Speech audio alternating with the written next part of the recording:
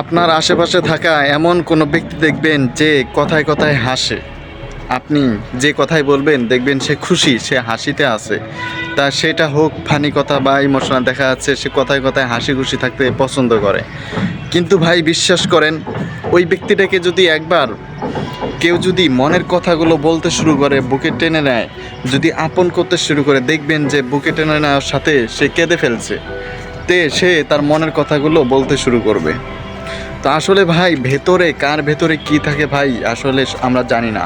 কিন্তু এটা হচ্ছে বেশিরভাগ দেখবেন আমাদের পুরুষদের ক্ষেত্রে হয়ে থাকে। পুরুষদের মুখে সবসময় হাসি থেকেই থাকে, কিন্তু যখন আপনি তাদেরকে মনের মতো আপন করে যদি কোনো তার প্রিয়জন আপন করে নেয়, দেখবেন সে সহজে কেঁদে ফেলছে।